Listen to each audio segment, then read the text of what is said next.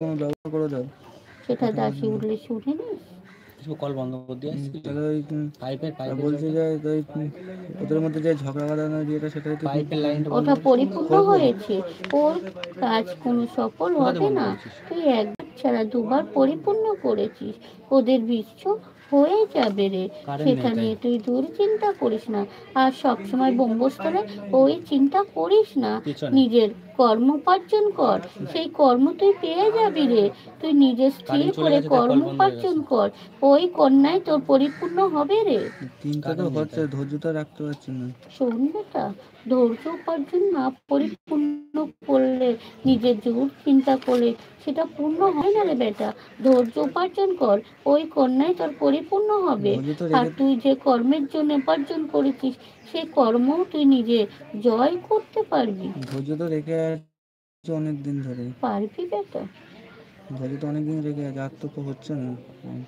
সেটা সম্পূর্ণ হবে রে বেটা। বলছি যে আমার মাদুলিগুলো ঠিক আছে তো সব? হ্যাঁ রে বেটা, তোর পরিপূর্ণ সব জয় আছে রে বেটা। আমার বাবার যে মাদুলিটা হেঁটছে সেটা কি পরিবর্তন হয়ে গেল নাকি উপরটাই আছে? ওটাই পরিপূর্ণ আছে রে, ওটাই পরিপূর্ণ হবে রে বেটা। ঠিক আছে, তুমি দেখো যত কথা বলার সেটা দাসি উঠলে বাক্য শুনে কথা বলা যায় সেই ব্যবস্থা তুমি করো। পরে যে শুভ ভট্টাচার্য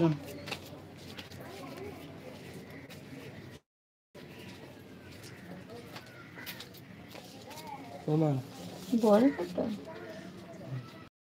বলো কিসের জন্য এসেছিস? ওই যে ও কবে কি করবে, টাকা পয়সা দেবে সেই বিষয়ে। তোকে আমি যে বাক্য বলেছিলাম সেটা স্মরণে আছে? সে তোর একটার পর একটা সময় দেবে। তোর বলেছিল ঋণ উপার্জন করে তোর আগেই কর্মে ঢোকার আগে দিয়ে দেবে বলেছিল, সেটা সে বাক্য প্রকাশ করেছে। সে মেসেজ পাঠিয়েছিল, সেটা পরিপূর্ণ হয়েছে। দেয়নি, তাহলে তুই বাক্য সাই দিবি বেটা। আমি ও মেসেজ পাঠিয়ে সেটাই দিয়েছি। শোন বেটা, তোকে আমি বলেছিলাম ও সময় উপার্জন করবে, ও একটার পর একটা সময় উপার্জন করবে, তবে অর্থ দেবে, তবে তোর দেরি হবে রে। সেটা সময় উপার্জন লাগবে রে, সে তোর সময় দেবে, সব সময় সে সময় দেবে। তাকে নিজেও চাপ উপার্জন দে, আর পূজা উপার্জন, তোর সব কিছু পরিপূর্ণ হবে রে বেটা। যেটা মনে একটা আশা রয়েছে সেটা কি ওইটার আগে হয়ে যাবে, পুজোর আগে হয়ে যাবে তো? হবে বেটা, সেটা পরিপূর্ণ তোর জয় হবে। তোর কোনো কাজে বান্ধা উপার্জন হয়নি, সেটা পরিপূর্ণ হয়েছিল। যে জ্বর এসেছিল সেটা তোর নিজের প্রাপ্য উপার্জনে ছিল বলেই সেটা হয়ে গেছে রে। আর বান্ধা উপার্জন হবে না, তবে তুই আবার দুর্বল হয়ে যাচ্ছিস, আবার দুশ্চিন্তা করছিস। নিজে জয় কর, আমি যে তোর কুটুরিতে আছি রে, আমাকে সেবা ভোজন উপার্জন করছিস, তাতেই তুই পরম খুশি হবি, সব কিছুতে জয় করতে পারবি। নিজে দুর্বল হোস না। কিন্তু আমার তো ইচ্ছা আছে যে এই মাসের মধ্যে দিয়ে দেয়, তাহলে তো ভালো হবে। বিবাহ উপার্জন করবি তাই তো? সেটা পরিপূর্ণ উপার্জন করে, সে পাত্র উপার্জনে বাক্য প্রকাশ উপার্জন করে সেটা বিবাহ উপার্জন শুনে নিস। আর বাবা তো খুব দুর্বল হয়ে যাচ্ছে না?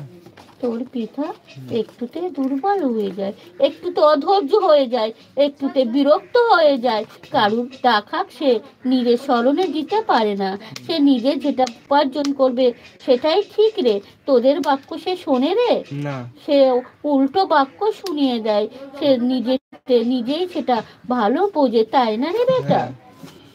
নিজে স্থির হতে বল। আর সে দুর্বল হচ্ছে না, সে নিজে অনেক জেদ উপার্জন করছে, অর্থর চিন্তা করছে। অর্থ ভাঙতে গেলে তার ভীতু হয়ে যাচ্ছে। সে অনেক অর্থ তোর পিছনে ক্ষয় করেছে, তার জন্য সে এখন অনেক ভীতু হয়ে দুর্বল হয়ে অর্থ অনেক ভেবে চিনতে সে পরিপূর্ণ করছে। আর যে ঋণগুলো হয়ে আছিস সেগুলো দিতে তার অনেক উপার্জন হচ্ছে বলে সে নিজে দুর্বল হয়ে যাচ্ছে। আর বলছি, ওর তো ট্যাক্সের যে টাকাটা চেয়েছে, এটা কি সত্যি?